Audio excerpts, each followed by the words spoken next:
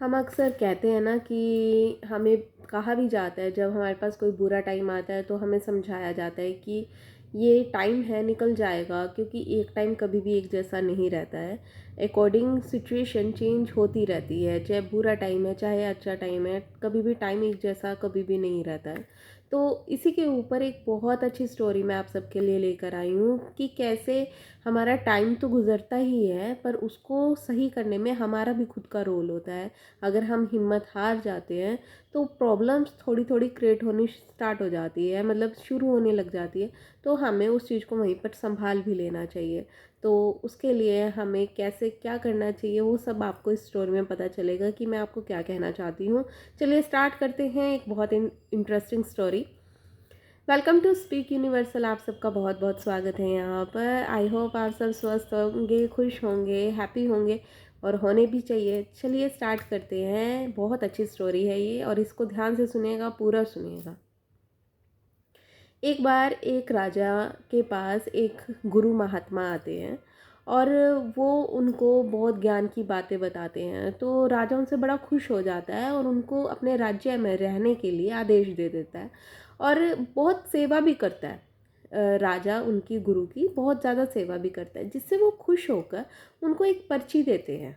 और वो पर्ची उनको एक ताबीज़ में डालकर दे देते हैं कि ये तुम तब खोलना जब तुम हार मान जाओ, जब तुम्हें कुछ समझ में ना आए, तब तुम्हें इसमें तुम्हारा रास्ता निकल जाएगा, तो तुम तब इसको खोलना। तो ये कहकर वो गुरु वहाँ से चले जाते हैं। तो ऐसे ही चलते रहता है, मतलब राजा का जो राजपाट होता है बड़ा अच्छे से चल रहा होता है, कोई प्रॉब्लम नहीं आती। राजा के उसमें आता ही है, लड़ाई झगड़े होते ही रहते हैं, युद्ध होते ही रहते हैं, वो तो एक अलग बात है। लेकिन कई बार क्या होता है कि बहुत ऐसी सिचुएशन आ जाती है कि इंसान अकेला पड़ जाता है, तो उसको नहीं समझ में आता कि कब क्या करना चाहिए। तो ऐसे ही राजा के पास भी एक दिन क्या हुआ कि वो शिकार के लिए जाता है कुछ सैनिकों को लेकर। वहाँ पर अचानक ही उनके दुश्मन उन पर आक्रमण कर देते हैं।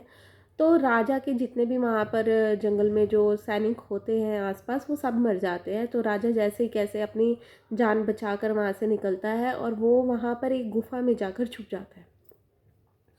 वो वेट करता है कि ये लोग यहाँ से चले जाए, और वो राजा को ढूंढ रहे होते हैं, उन्हें नहीं मिलता है। पर राजा बड़ा आराम से बैठा होता है, डर में कि मैं अकेला कैसे इन लोगों को वो कर लूँगा, मेरे पास कोई हथियार भी नहीं है। तो उसे महात्मा की बात याद आती है, गुरु की। तो वो अपने उस ताबीज़ को खोलता है, उसमें से वो पर्ची निकालता है और उसको पढ़ता है। उसमें लिखा होता है कि तू डर मत, बुरा समय है, टल जाएगा, पर तू हिम्मत रख, क्योंकि अपना मुकद्दर तू खुद बनाएगा।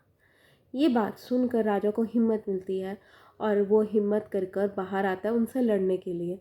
तो जैसे ही वो बाहर आता है, वो कोशिश करता है उनसे लड़ने की।